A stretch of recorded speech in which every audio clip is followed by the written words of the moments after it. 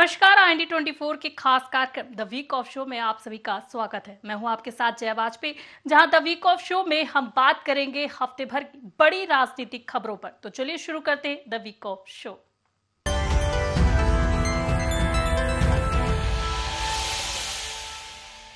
मध्य Pradesh Waqf board के पुनर्गठन के बाद सियासी विवाद अब तेज हो गया। आपको बता दें कि पहली बार बोर्ड में 2 हिंदू सदस्यों की नियुक्ति की गई, जहां बीजेपी ने इसे पारदर्शिता, समावेशिता और सुशासन की दिशा में ऐतिहासिक कदम बताया। वहीं कांग्रेस और कई मुस्लिम संगठनों ने इस फैसले को कानून और परंपरा के खिलाफ बताते हुए विरोध जताया। बता दें कि बीजेपी का कहना है कि इससे वक्फ संपत्तियों के प्रबंधन में पारदर्शिता बढ़ती हुई नजर आएगी। इसी पर देखिए खास रिपोर्ट। मध्य प्रदेश वक्फ बोर्ड के पुनर्गठन के बाद सियासत गर्मा गई है। पहली बार वक्फ बोर्ड में 2 हिंदू सदस्यों की नियुक्ति की गई है, जिसके बाद राजनीतिक और सामाजिक बहस तेज हो गई है। बीजेपी इसे पारदर्शिता, समावेशिता और सुशासन की दिशा में ऐतिहासिक कदम बता रही है, तो वहीं मुस्लिम संगठन और कांग्रेस इसे कानून और परंपरा के खिलाफ करार दे रहे हैं। बीजेपी का दावा है कि हिंदू सदस्यों की मौजूदगी से पारदर्शिता और जवाबदेही बढ़ेगी। वक्फ बोर्ड की संपत्तियां सार्वजनिक हित से जुड़ी हैं और उनका उपयोग गरीबों और जरूरतमंदों के कल्याण के लिए होना चाहिए। मध्य प्रदेश वक्फ बोर्ड का पुनर्गठन, सनवर पटेल फिर बने वक्फ बोर्ड के अध्यक्ष। पहली बार 2 हिंदू सदस्यों की हुई नियुक्ति। मनोज मालपानी और अनिमेश भार्गव बने सदस्य। देश में ऐसा करने वाला पहला राज्य बना मध्य प्रदेश। मध्य प्रदेश सरकार की पहल पर और भारत सरकार जो वक्फ संशोधन विधेयक लेकर आए, उसके कारण आज ये स्थिति बनी है कि उसमें 2 हिंदू सदस्य रखे हैं। मैं समझता हूँ हिंदू सदस्यों का दृष्टिकोण भी गरीबों का भला करने का है। इससे कोई मुसलमानों को तकलीफ होने की जरूरत नहीं है। हाँ, उनको तकलीफ जरूर हो सकती है जो वक्फ की प्रॉपर्टी को खा रहे थे। ऐसे लोग जो 50 साल से 25 साल से वक्फ की संपत्तियों पर कब्जा करके बैठे, जो वाकिफ की मंशा को तोड़ मरोड़ कर अपनी जेब भरने का काम कर रहे हैं। हमने अहद किया है, हम दृढ़ संकल्पित है कि ऐसे लोगों को ठीक करने का काम करेंगे और आप कानूनन वक्फ बोर्ड को नहीं चलाने देंगे, अवैध काम करेंगे तो फिर कानून सख्ती के साथ आपसे निपटेगा। उधर वक्फ बोर्ड के पुनर्गठन को लेकर कांग्रेस ने सरकार पर गंभीर सवाल उठाए हैं। कांग्रेस विधायक आरिफ मसूद ने कहा कि वक्फ बोर्ड से जुड़ा मामला पहले से ही सुप्रीम कोर्ट में विचाराधीन है। ऐसे में राज्य सरकार द्वारा नए बोर्ड का गठन और गैर मुस्लिम सदस्यों की नियुक्ति करना उचित नहीं है। मसूद का आरोप है कि सरकार ने तय सहमति का उल्लंघन किया है। उन्होंने कहा कि इस नियुक्ति के खिलाफ वे सुप्रीम कोर्ट का दरवाजा खटखटाएंगे और कानूनी तौर पर इसे चुनौती देंगे। कांग्रेस का कहना है कि सरकार को न्यायालय के अंतिम फैसले का इंतजार करना चाहिए था। पूरा मामला अभी सुप्रीम कोर्ट में विचाराधीन है और सुप्रीम कोर्ट में 2 बिंदुओं पर स्टे तो नहीं है, लेकिन उस पूरे स्टे ना होने के बावजूद प्रक्रिया जारी है और सुप्रीम कोर्ट उस पर अंतिम निर्णय देगा। ऐसी क्या आवश्यकता पड़ी थी जो इतनी जल्दबाजी सनवर पटेल को हो गई, इतनी घबराहट क्यों हो गई? ये समझ से परे मध्य प्रदेश शासन ने उसमें एक और मिस्टेक करी कि 2 अन्य कास्ट का प्रावधान है, उन्हें 3 कर दिए। आप लोगों ने ध्यान दिया होगा, आयुक्त जो है वो किस समाज का है, तो 2 से 3 हो गए। इस पूरे मामले को लेके मैं सुप्रीम कोर्ट बहुत जल्दी जाऊंगा। अगर उनको मौका दिया गया है तो मैं इसका उल्टा सवाल भी खड़ा करना चाहूँगी। क्या हम किसी मंदिर के ट्रस्ट में चाहेंगे कि देश के अल्पसंख्यक समुदाय के भी लोग वहाँ पर प्रतिनिधित्व करें? वक्फ तो फिर भी संपत्ति का मामला है। एक तरफ हम चाहते भी नहीं है कि एक वर्ग को वोट डालने का भी हक मिले, हम उसको बेसिक मानव हक भी नहीं देना चाहते। और दूसरी तरफ हम जब ये कदम उठाते हैं तो ये हमें हमारे देश के संविधान से जो हमारी विषमता बढ़ रही है उसको बताता है। बहरहाल मध्य प्रदेश वक्फ बोर्ड के पास 23,000 से ज्यादा संपत्तियां दर्ज हैं, जिनकी कीमत अरबों रुपए बताई जाती है। ऐसे में बोर्ड के पुनर्गठन और नए सदस्यों की नियुक्ति ने राजनीतिक बहस को और तेज कर दिया है। अब सबकी नजर इस बात पर है कि इस विवाद पर सुप्रीम कोर्ट का रुख क्या रहता है और नई व्यवस्था किस तरह काम करती है। Bureau report IND24। और रायपुर मेडिकल कॉलेज में बनने वाले नए छात्रावास के भूमि पूजन को लेकर सियासत गर्मा गई। बता दें कि पूर्व मुख्यमंत्री का दावा है कि इस परियोजना का शिलान्यास उनकी सरकार ने वर्ष 2021 में ही कर दिया था, जबकि मौजूदा सरकार इसे नई शुरुआत बताकर भूमि पूजन कर रही है। इसी लेकर दोनों पक्षों के बीच श्रेय लेने की होड़ अब तेज हो गई। वहीं आरोप प्रत्यारोप और पलटवार के बीच यह मुद्दा अब खुली राजनीतिक बहस का विषय बन गया है। इसी पर देखिए खास रिपोर्ट। एक हॉस्टल, दो सरकारें और श्रेय लेने की सियासी जंग। छत्तीसगढ़ की राजनीति में इन दिनों इसी मुद्दे की सबसे ज्यादा चर्चा है। रायपुर मेडिकल कॉलेज में बनने वाली नए छात्रावास के शिलान्यास को लेकर कांग्रेस और बीजेपी आमने सामने है। पूर्व मुख्यमंत्री भूपेश बघेल ने आरोप लगाया है कि उनकी सरकार वर्ष 2021 में इस परियोजना का शिलान्यास कर चुकी थी, लेकिन मौजूदा सरकार उसी परियोजना का दोबारा भूमि पूजन कर श्रेय लेने की कोशिश कर रही है। वहीं स्वास्थ्य मंत्री श्याम बिहारी जायसवाल ने इन आरोपों को सिरे से खारिज करते हुए पलटवार किया। उन्होंने कहा कि शर्मिंदा होने की जरूरत सरकार को नहीं बल्कि पूर्ववर्ती सरकार को है। इतना ही नहीं, मंत्री ने भूपेश बघेल को इस मुद्दे पर खुली बहस की चुनौती दे डाली। इनकी 5 साल की सरकार में ये निर्माण नहीं कर पाए। ये खुद ही बोल रहे हैं कि आपने लेट से चालू किया, लेट से नहीं भी बना पाए, तो आपने तो पूरा पैसे भी खत्म करवा दिए, काम भी नहीं हुआ। और आज अगर हम जब उतनी भारी भरकम राशि छात्रावास के भवन के लिए दे रहे हैं, उसकी भूमि पूजन कर रहे हैं, तो उसमें इनको क्या दिक्कत है? इस प्रकार के छत्तीसगढ़ के स्वास्थ्य व्यवस्थाओं को समाप्त करने में खुद पूर्व मुख्यमंत्री श्री भूपेश बघेल जी का हाथ था। शर्म तो उनको करना चाहिए। अंबेडकर हॉस्पिटल में 103.74 करोड़ के विकास कार्यों का भूमि पूजन। भूमि पूजन पर छत्तीसगढ़ में सियासी संग्राम।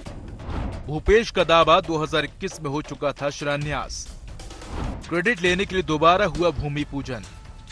स्वास्थ्य मंत्री का पलटवार, शर्मिंदा आपको होना चाहिए। 3 साल में एक ईंट तक नहीं रखी गई। जायसवाल की चुनौती, हेल्थ पर खुली डिबेट करें। इस मुद्दे पर बहस अब खुलकर छिड़ चुकी है और इस सियासी घमासान में मुख्यमंत्री विष्णुदेव साय भी उतर आए हैं। मुख्यमंत्री ने कांग्रेस की तत्कालीन सरकार पर निशाना साधते हुए कहा कि कांग्रेस का काम विकास करना नहीं बल्कि लोगों में भ्रम फैलाना है और यही उसकी राजनीतिक संस्कृति बन गई है। वहीं कांग्रेस ने भी पलटवार करते हुए कहा कि प्रदेश में लोगों को सरकारी योजनाओं का अपेक्षित लाभ नहीं मिल रहा है। कांग्रेस का आरोप है कि ये भाजपा सरकार के अहंकार और श्रेय लेने की राजनीति का परिणाम है। उनको 5 साल शासन चलाने का अवसर भी मिला, लेकिन उसमें कुछ नहीं किए।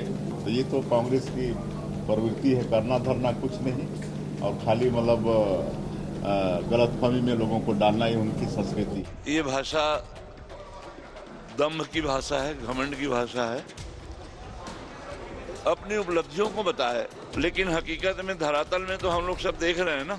फिलहाल रायपुर मेडिकल कॉलेज के छात्रावास का भूमि पूजन विकास परियोजना से ज्यादा सियासी बहस का मुद्दा बन गया है। एक और बीजेपी इसे अपनी सरकार की उपलब्धि बताकर विकास की रफ्तार का दावा कर रही है, तो दूसरी ओर कांग्रेस इसे पहले से स्वीकृत परियोजना का दोबारा भूमि पूजन बताकर श्रेय लेने की राजनीति करार दे रही है। ऐसे में सवाल सिर्फ छात्रावास के निर्माण का नहीं बल्कि उसके श्रेय का भी बन गया है। अब देखना होगा कि ये विवाद केवल आरोप प्रत्यारोप तक सीमित रहता है या फिर खुली बहस की चुनौती के साथ सियासी मुकाबला और तेज होता है। रायपुर से अद्वैत नाइक की रिपोर्ट। और छत्तीसगढ़ में प्रधानमंत्री आवास योजना को लेकर सियासत तेज हो गई। जहां बीजेपी इसे गरीबों को पक्का घर देने वाली बड़ी उपलब्धि बता रही है, तो वहीं कांग्रेस पात्र हितग्राहियों के वंचित रहने को लेकर सरकार पर सवाल उठा रही है। वहीं खुद उप मुख्यमंत्री विजय शर्मा ने केंद्रीय मंत्री शिवराज सिंह चौहान को पत्र लिखकर तकनीकी खामियों के कारण कई पात्र परिवारों को लाभ नहीं मिलने की जानकारी भी दी। वहीं अब विपक्ष इसी मुद्दे को आधार बनाकर सरकार के दावों पर निशाना साध रही है। इसी पर देखिए खास रिपोर्ट। प्रधानमंत्री आवास योजना छत्तीसगढ़ की राजनीति में हमेशा से विकास और सियासत दोनों का अहम मुद्दा रही है। विपक्ष में रहते हुए बीजेपी ने अधूरे और लंबित आवासों को लेकर तत्कालीन कांग्रेस सरकार पर लगातार हमला बोला था। वहीं सत्ता में आने के बाद बीजेपी सरकार ने अपनी पहली कैबिनेट बैठक में 18 लाख प्रधानमंत्री आवासों को मंजूरी देकर इसे मोदी की गारंटी का सबसे बड़ा वादा बताया। इसके बाद सरकार लगातार स्वीकृत और निर्माणाधीन आवासों के आंकड़े भी गिनाती रही। लेकिन अब उप मुख्यमंत्री विजय शर्मा का एक पत्र इस पूरे मुद्दे को नई राजनीतिक दिशा दे रहा है।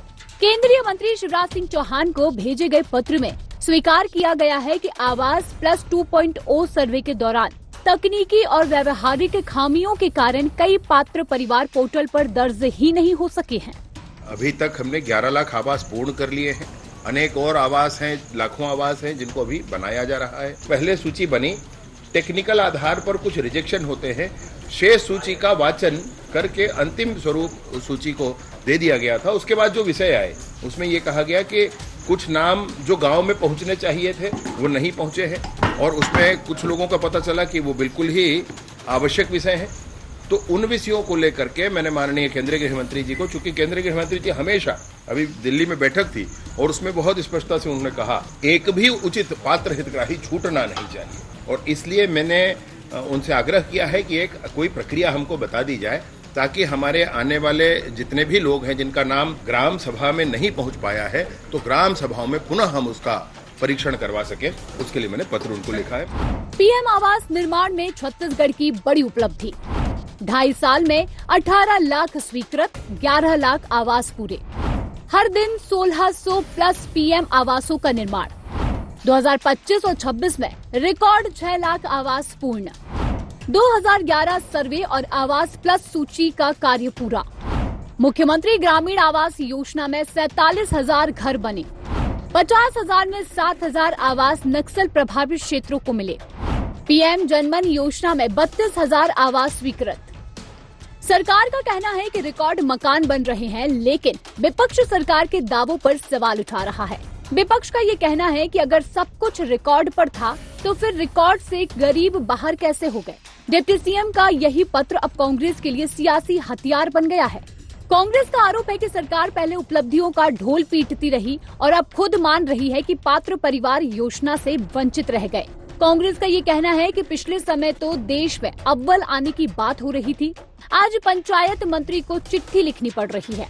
सरकार की योजनाओं का क्रियान्वयन सही से नहीं हो रहा है, वास्तविक लोगों को पीएम आवास आवंटित नहीं हो पा रहा है। प्रधानमंत्री आवास को लेकर पिछले 2.5 साल में छत्तीसगढ़ की भारतीय जनता पार्टी की सरकार ने एक बड़ा डाटा प्रस्तुत किया था। 16 लाख से ज्यादा लोगों को आवास स्वीकृत हो गए और उनको आवास के पैसे उनको मिल गए। इस बात को लेकर प्रेस कॉन्फ्रेंस किया था और डाटा प्रस्तुत किया था। अब प्रदेश के गृह मंत्री विजय शर्मा जी केंद्रीय आवास मंत्री को चिट्ठी लिख रहे हैं कि आवास के मामले में जो छोटी छोटी त्रुटियां हैं या छोटी कोई चीजें हैं जो नहीं मिल रही है उसको थोड़ा सॉर्ट आउट किया जाए ताकि गरीब लोगों को मकान मिले। इसका मतलब आपका लेटर, आपने जो पत्र आवास मंत्री केंद्र को लिखा है उसमें यह स्पष्ट उस पत्र के माध्यम से पता चलता है कि जो 16 लाख से ज्यादा आवास की बात आपने की थी, जिसका प्रचार प्रसार करके आपने गरीबों को धोखा देने का काम किया है, वो सरासर झूठ बात थी। अब प्रधानमंत्री आवास योजना को लेकर छत्तीसगढ़ में एक बार फिर सियासत तेज हो गई है। एक और सरकार रिकॉर्ड संख्या में आवास स्वीकृत और पूर्ण होने का दावा कर रही है, तो दूसरी ओर उप मुख्यमंत्री के पत्र ने योजना के क्रियान्वयन पर नए सवाल खड़े कर दिए हैं। अब नजर इस बात पर होगी कि केंद्र छूटे हुए पात्र हितग्राहियों को योजना में शामिल करने की मांग पर क्या फैसला लेता है और राज्य सरकार ग्राम सभाओं के जरिए दोबारा सत्यापन की प्रक्रिया कितनी तेजी और पारदर्शिता से पूरी कर पाती है, क्योंकि मुद्दा सिर्फ आंकड़ों का नहीं बल्कि उन गरीब परिवारों का है जो अब भी अपने पक्के घर का इंतजार कर रहे हैं। रायपुर से अद्वैत नाइक की खास रिपोर्ट।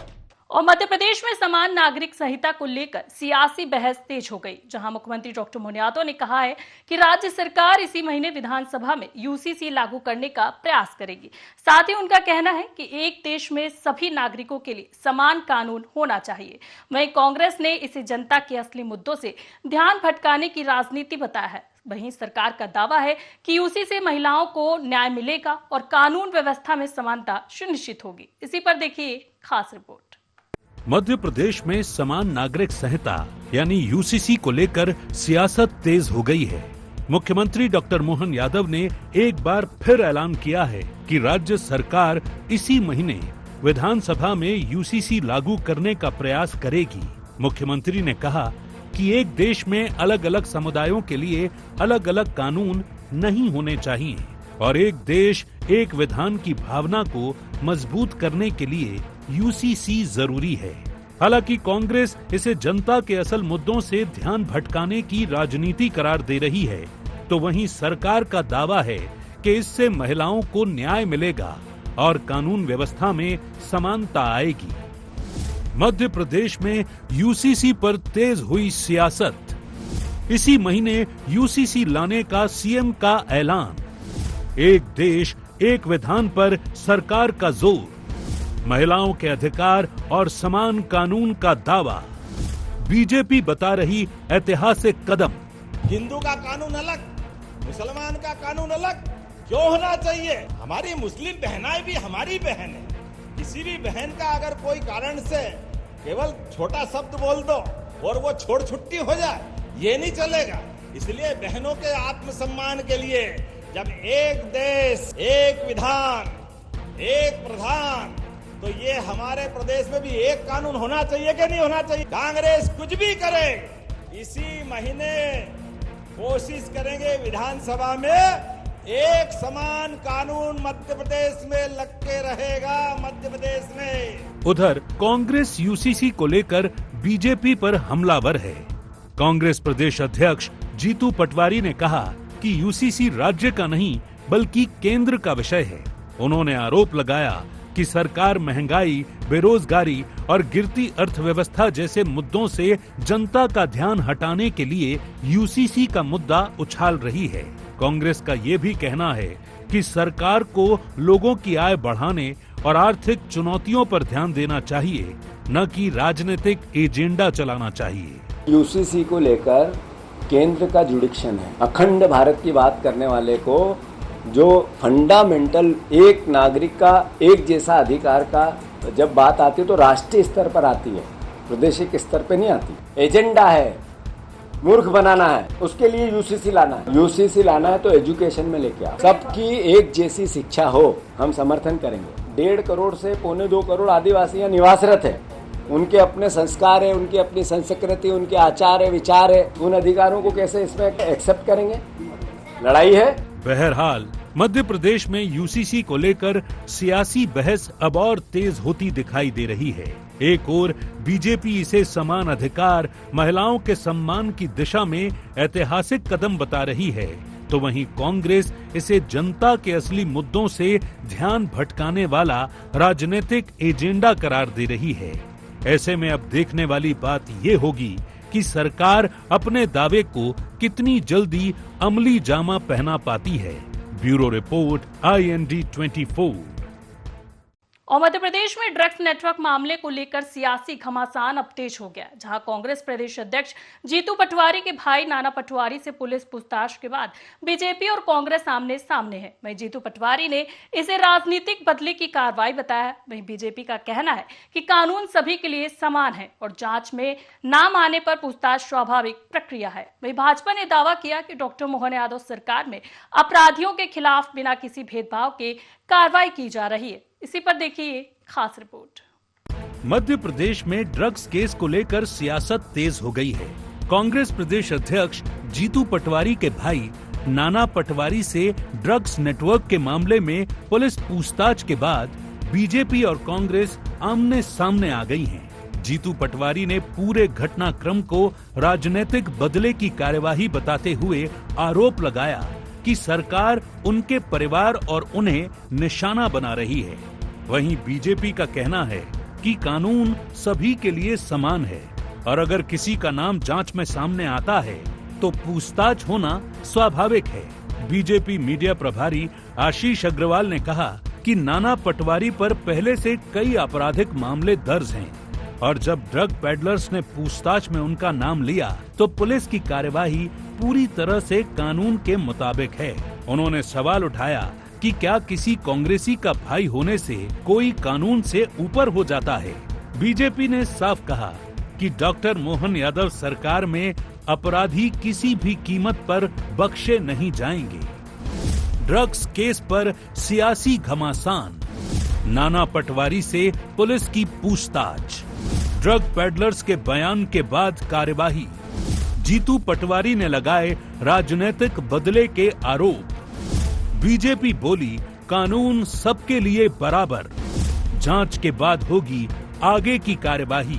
भारतीय जनता पार्टी की सरकार है, यहाँ कानून का राज चल रहा है और जब जीतू पटवारी के भाई पर 9 मुकदमे दर्ज हो, उनका आपराधिक रिकॉर्ड हो, एक ड्रग पेडलर उनको अपने रैकेट में संलग्न बताता हो, तो ऐसे में पूछताछ तो स्वाभाविक है और अगर ठोस तथ्य मिले तो कार्रवाई भी होनी चाहिए। पर इन अपराध को राजनीतिक रंग देने का प्रयास क्यों कर रहे हैं कांग्रेस? क्या अभी भी वे मानते हैं कि किसी कांग्रेसी का भाई होना कानून से परे बना देता है? ये डॉक्टर मोहन यादव की सरकार है, अपराधी बचेगा नहीं और अगर कोई दोषी नहीं होगा तो उस पर कोई कार्रवाई नहीं होगी। उधर कांग्रेस प्रदेश अध्यक्ष जीतू पटवारी ने आरोप लगाया कि बीजेपी सरकार राजनीतिक दुर्भावना के तहत उनके परिवार को लगातार निशाना बना रही है। पटवारी ने कहा कि चाहे वेयर हाउस का मामला हो, जमीन का मामला हो या फिर कोई दूसरा मामला, हर जगह उनके परिवार को टारगेट किया जा रहा है।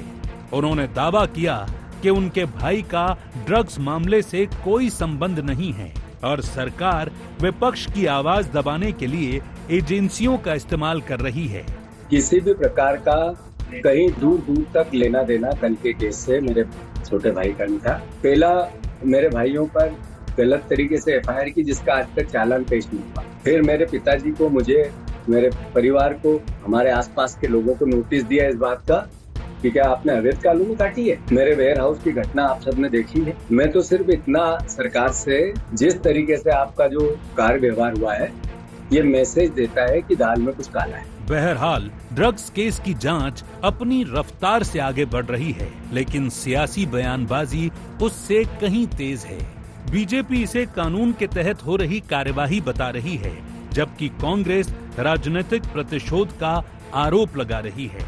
अब देखना ये होगा कि इस मुद्दे पर सियासत कहां जाकर रुकती है। Bureau report, IND 24। और मध्य प्रदेश में युवाओं को लेकर सियासत अब तेज हो गई, जहां BJP my youth my pride conclave 2026 के जरिए युवाओं को विकास से जोड़ने का दावा कर रही है, जबकि कांग्रेस रोजगार और शिक्षा के मुद्दों पर सरकार को घेर रही है।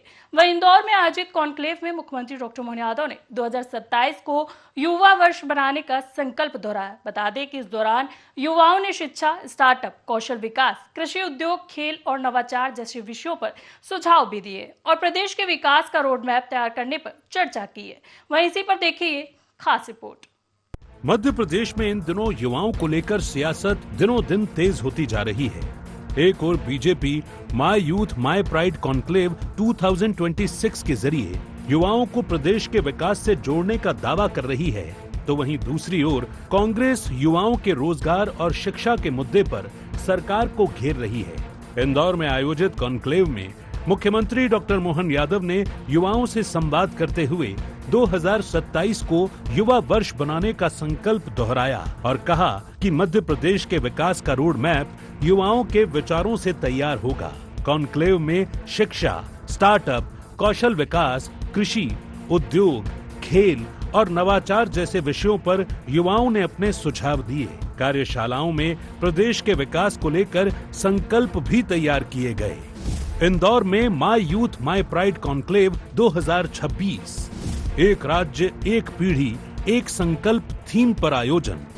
प्रदेश भर से करीब 5000 युवाओं की भागीदारी। सीएम डॉक्टर मोहन यादव ने युवाओं से किया संवाद। 2027 को युवा वर्ष बनाने का ऐलान।